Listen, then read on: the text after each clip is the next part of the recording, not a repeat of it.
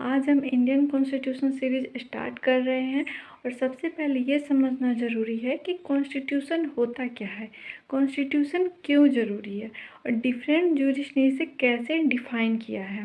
So welcome to legal concept hub. मेरा नाम आराध्या है और मैं एक लॉ स्टूडेंट हूँ।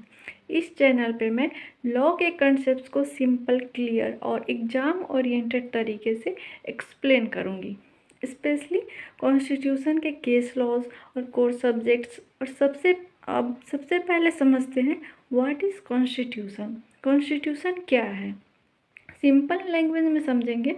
कॉन्स्टिट्यूशन एक सुप्रीम लॉ होता है जो कंट्री के रूल्स, गवर्नमेंट स्ट्रक्चर और सिटीजन्स के राइट्स को डिफाइन करता है।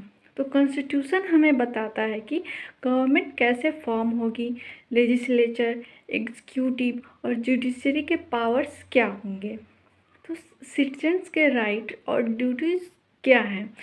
इजी एग्जांपल में समझिए, जैसे एक स्कूल का रूल बुक होता है वैसे ही कॉन्स्टिट्यूशन कंट्री का रूल बुक होता है।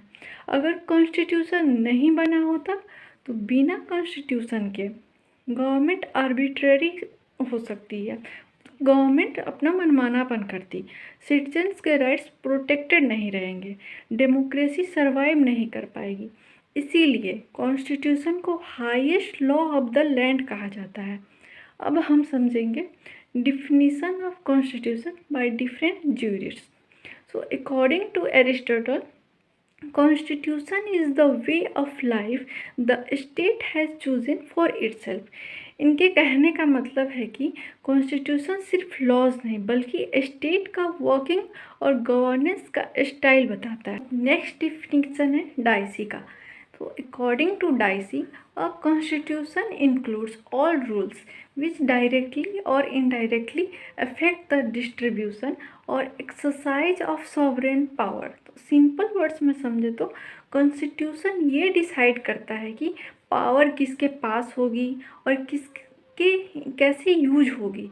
और अब सबसे लॉजिकल क्वेश्चन ये है कि why do we need a constitution, हमें कॉन्स्टिट्यूशन की आवश्यकता क्यों है। तो सबसे फर्स्ट पॉइंट है to establish rule of law. Rule of law को एस्टेब्लिश करने के लिए कॉन्स्टिट्यूशन इंश्योर करता है कि लॉ सबके लिए समान हो, इवन गवर्नमेंट के लिए भी। और दूसरा पॉइंट है to limit government power. Government के पावर को लिमिट करने के लिए कॉन्स्टिट्यूशन गवर्नमेंट के पावर्स को लिमिट करता है ताकि मिसयूज ना हो। और तीसरा टू प्रोटेक्ट फंडामेंटल राइट्स। तो सिटीजन्स के बेसिक राइट्स जैसे right to equality, right to freedom, right to life, सब कॉन्स्टिट्यूशन से ही मिलते हैं। और चौथा पॉइंट है टू मेंटेन डेमोक्रेसी। तो constitution elections, separation of powers और अकाउंटेबिलिटी इंश्योर करता है। इसीलिए कॉन्स्टिट्यूशन को बैकबोन ऑफ डेमोक्रेसी कहा जाता है। एंड पांचवा to maintain unity and stability. हमारे कंट्री में डिफरेंट रिलीजन्स, लैंग्वेजेस और कल्चर्स के बावजूद कॉन्स्टिट्यूशन इंडिया को एक साथ जोड़ कर रखता है। आज के वीडियो में हमने कवर किया meaning of constitution, definition bye different jurist and need of constitution. Next video में हम डिटेल में पढ़ेंगे features of the Indian constitution. अगर आप कॉन्स्टिट्यूशन को प्रॉपरली और कंसेप्ट वाइज समझना चाहते हो तो लीगल कंसेप्ट्स हब को सब्सक्राइब कीजिए और वीडियो को लाइक और शेयर ज़रूर करें।